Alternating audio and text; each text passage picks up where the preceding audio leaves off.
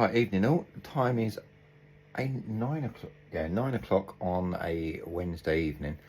Bank holiday weekend coming up. Hope you all have a very good Easter. So, right, I'll show you what I've been getting on. Right then, so this is the face of the Patrol Trooper. It's now in primer condition, ready for paint. So remember those issues I had, do you remember before, where these ends had cut off at an angle and I had to re-slice them? So they're now all been repaired, they're now back on. You wouldn't even notice. I mean, that side, I've still got a little bit of work to do, just, you can see just down in that corner, just there. Just got to sort that a little bit out. Or I might leave that in. Could be a bit lazy by leaving it in, but I could leave it in and just weather that down to look like a little bit of damage, which is what I might do, because again, these helmets, they do take damage, don't they? You know, live in a universe like Star Wars universe.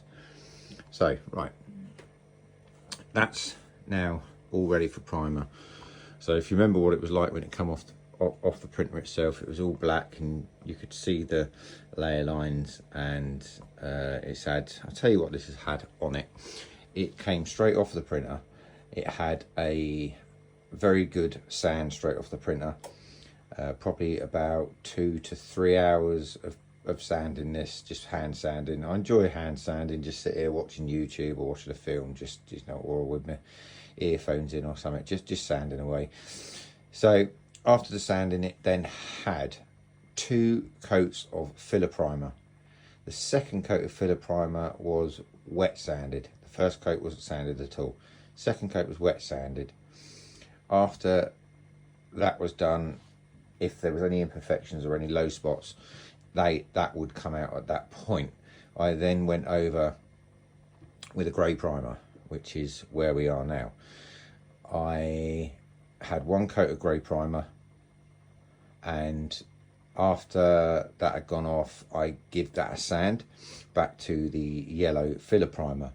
So any yellow filler primer that I could still see after the initial light sand of the grey, I would then put a little bit of filler in that, obviously because that is a low spot. Once that was done, I would then give it a full grey coat again, and look where we are at that point. And at that point, I would then give it a wet sand. That again would show any imperfections within the print itself, which it didn't, apart from obviously the 2 problems that I had there and there. If you remember, the bottom was a little bit, if you look back on the old videos, the bottoms were a little bit, so they've been done as well. Everything now, as I say, on the faceplate is now ready for the top coat, which will probably have 2 to 3 top coats as well. So by the time it's finished, it'll have 1, 2, 3, 4, 5, 6, and a clear coat. So six coats of paint plus a clear coat, so 7. So any imperfections that are underneath that are completely gone at this point. Right, so that's the faceplate. That is now, as I say, that's done. Faceplate done, ready for final spray. Right, moving on to the dome now. The dome came off the printer. This is the one that I was having all those problems with, remember, where it failed twice on one printer. I rebuilt that printer. I haven't actually printed on that printer yet since I rebuilt it, but I have printed this on my other printer, and again it came out absolutely fine. It's had, again, straight initial off of the printer. It had a good sand, probably a 2-hour sand on that. Then 2 coats of yellow filler primer, which is where we are now, went down on top. You could see I've still got a little bit of work to do on the top there,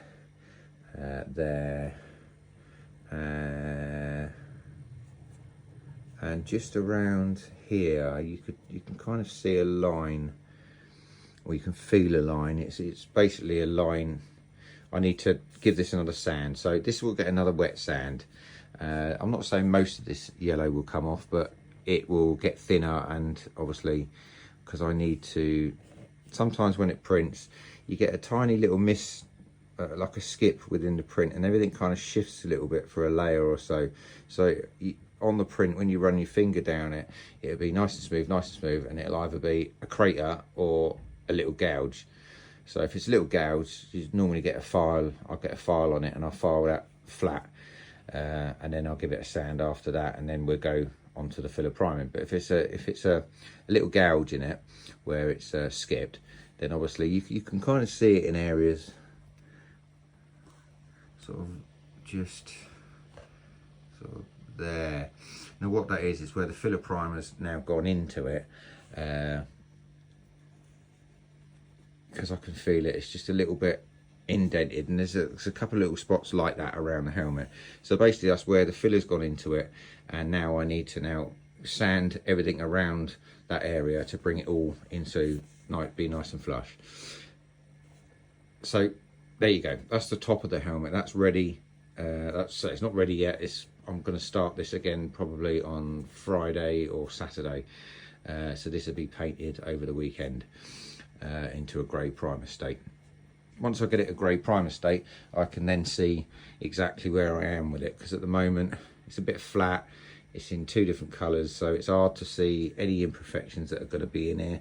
So as I say, I'll give it a really good wet sand, and it won't take all of the yellow paint off, but it'll take a considerable amount of this yellow paint off, and it will leave the areas that I need to be filled, sort of thing. And then it'll get another coat of filler primer on top of that, and then that'll just probably stay flat unless I need to sand it. I probably won't sand that before then I go on to, it'll be 2 coats of the grey filler, grey primer. Last, probably not going to sand that at all, again dependent on what it looks like after it's been sprayed.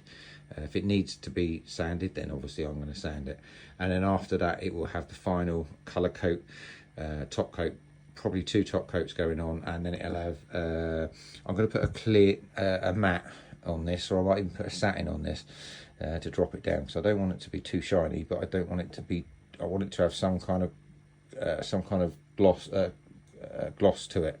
So I may just give it either a matte or very light satin, or a very light clear coat, not quite sure yet. Probably going to experiment with that. So that's the dome part of the helmet. There's one more part of the helmet to show you, which is the back portion of the helmet. And then this is the back portion of the helmet. This has already been field primered. It's been fiberglassed inside. The white greeblies ears have been put on with the bits in between. Not happy with some of these bits here. If you can look there, it's just peeled up just a little bit, and that's due to the resin printer. Obviously when I cured it, it shrank and it's curled up. I don't want to start attacking that with a bit of filler or anything, because it's just going to be difficult to try and repaint that in. So I'm not going to leave that as is, but I'm going to put some weathering around that area to try and take your eye off of the physical gap. But you're not going to really see that. It's over this side as well. It's just where the resin has cured and it's just shrunk, so it's curled up in certain areas.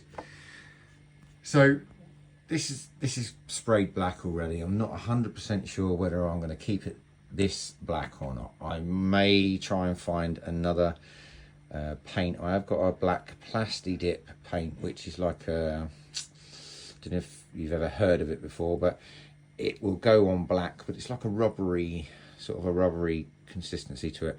I just want to give it a little bit of texture rather than making it look. I need to look at some pictures, some screen accurate pictures, to see what it looks like on film, but I've got a funny feeling it's a bit of a textured finish on it. So I'm not 100% sure. So that portion stays black, so I may just go back over that with the Plasti Dip spray paint on that. So that's where we're pretty much at with this now. It's just a case of sorting the dome out, sorting the areas out on the dome that still need a little bit of work on them, and then, as I say, it's just this. So with the paint scheme on this, the back is black, all the face area here, across here, all the way around the eyes, again on the other side, across the nose, down the eye, onto the chin and the cheek, and then up round by the eye, and just round this area here is all white, and down through here is all white. I believe that from the tube here is all black, and from this portion here is all black, with white going in these recessed parts here. So what I shall end up doing, I shall probably paint the whole thing white, getting all these recesses painted white. Once that's done, I will then cover up these holes. Not sure how I'm going to do that yet. I could pack some sand or something in there, and then spray my black over the top. Then obviously when the sand comes out, we'll be left with white inside. Several ways to do it. Trying to paint it in there is going to be a little bit of a job, but we'll see where we go on that. So that area here will all be black, and the chin area going across to the nose, under the eye and the cheek area, around the eye, around the side, and this bit here is all going to be white. This segment here is going to be grey. The teeth are going to be, I think, grey, but I need to check with that. There will be a mesh behind these teeth. The part that goes on the front here is in the resin printer there. I haven't taken it out yet because I haven't got that far. I'm going to leave it in there. It's still got to be cured and washed, but that's ready. I did one of them already, but it came out rubbish, to be honest, so I redid one. The aerators at the front, which are these little segments here, they were around earlier, but I'm not sure what I've done with them now. But I've test fitted them, and they're supposed to fit over these little lugs, but because there's now there's quite a bit of paint gone on there, it's now increased the size of this rim, and they don't sit how they should do. So I need to get a file in there, some sandpaper in here, and just try and sand all that away. As I say, we're ready now. This is ready for paint. The dome is ready for a little bit more prep work on this before it gets to the primer stage. So these two parts are done. They just need the top coats. That one needs top coat finishing, and this one may need repainting as well, because again, I'm pretty unsure of what kind of finish I want on this. I'm gonna have a look at some pictures in a bit, and we'll make a decision. So I'll get back to you, start prepping the dome part. We'll do another video then, and then what we'll do is I will do a quick video after the faceplate itself has been sprayed its final colour, or when it's all white, and then we'll make a decision of the black that's gonna, I say we'll make a decision, I'll make a decision of what black is gonna go on there after that. I've still got to glue all three bits together, but I'm probably going to do that once everything's painted, because it's going to be easier to do that. Yeah, it'd be easier to do that. So yeah, we'll paint all three individual parts, and then we'll put them together, and I'll show you how I do that. It's probably going to be put together with 2-epoxy resin, because it's just going to be a stronger bond than CA glue. I do like to use super glue, but I also use an epoxy resin as well. I use the super glue for the initial contact of when I put the two together, and then the epoxy resin then goes off over a period of time and then makes a really good bond.